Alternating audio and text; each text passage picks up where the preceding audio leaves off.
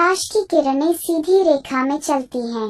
जब एक अपारदर्शी वस्तु प्रकाश की किरणों के रास्ते में आ जाती है तो यह छाया बनाती है। प्रकाश की किरणों के द्वारा छाया बनाने की प्रक्रिया हमें यह बतलाता है कि प्रकाश सीधी रेखा में गमन करती है अर्थात चलती है।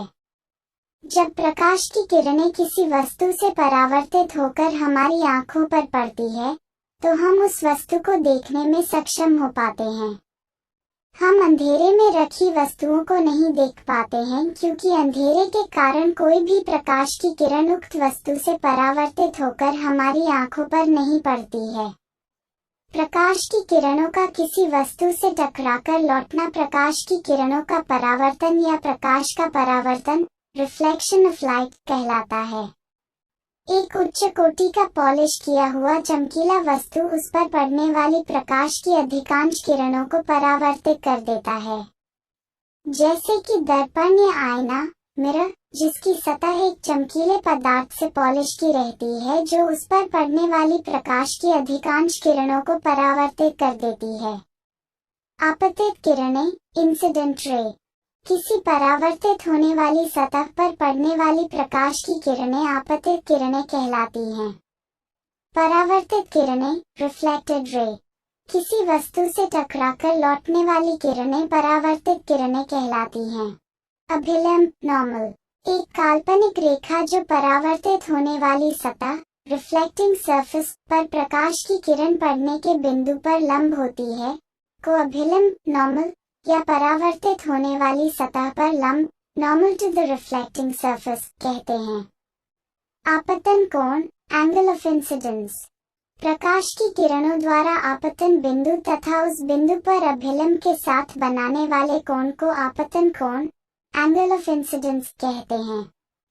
परावर्तन कोण एंगल ऑफ रिफ्लेक्शन, प्रकाश की किरणों द्वारा परावर्तन के बिंदु तथा अभिलंब के साथ बनाए जाने वाले कोण को परावर्तन कोण एंगल ऑफ रिफ्लेक्शन कहते हैं।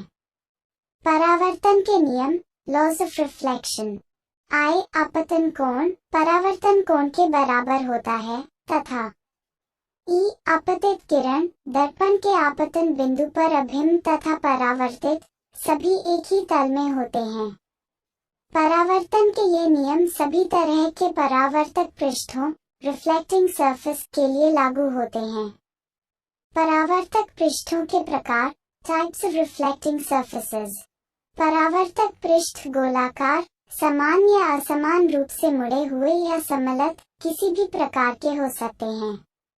गोलीय दर्पण स्फेरिकल मिरर्स, गोलीय दर्पण दो प्रकार के होते हैं, एक अंदर की तरफ परावर्तक पृष्ठ वाले गोलीय दर्पण तथा दूसरे बाहर की तरफ परावर्तक पृष्ठ वाले गोलीय दर्पण।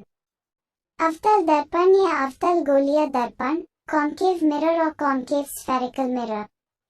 गोलीय दर्पण जिसका परावर्तक पृष्ठ अंदर की ओर अर्थात गोले के केंद्र की तरफ विकृत रहता है को अवतल दर्पण या अवतल गोलीय दर्पण कहते हैं।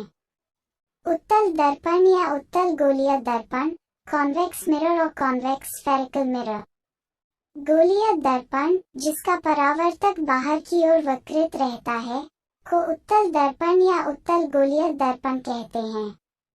उदाहरण चम्मच, एक चम्मच का एक परावर्तक सतह अंदर की ओर विकृत रहता है, यह अवतल गोलीय दर्पण का उदाहरण है। दूसरी ओर चम्मच का बाहर की ओर विकृत परावर्तक सतह एक उत्तल दर्पण का उदाहरण है। एक गोलीय दर्पण का परावर्तक सतह गोले का एक भाग होता है जिससे दर्पण बनाया जाता है। गोलीय दर्पण से संबंधित महत्वपूर्ण पद या शब्द ध्रुव पोल, गोलीय दर्पण के परावर्तक पृष्ठ के केंद्र को दर्पण का ध्रुव कहते हैं। ध्रुव दर्पण के पृष्ठ पर स्थित होता है। गोलीय दर्पण के ध्रुव को प्रायः अंग्रेजी के P, C, R, F, F, R equals to Fi तथा परावर्तन कोण R बराबर है। इस स्थिति में DC आपतन बिंदु पर अभिलंब है। चूंकि मुख्य अक्ष के समानांतर आने वाली प्रकाश की सभी किरणें अवतल दर्पण से परावर्तन के पश्चात दर्पण के फोकस पर अभिसरित केंद्रित कन्वर्ज होती है, अतः अवतल दर्पण को अभिसारी दर्पण कन्वर्जिंग मिरर भी कहा जाता है।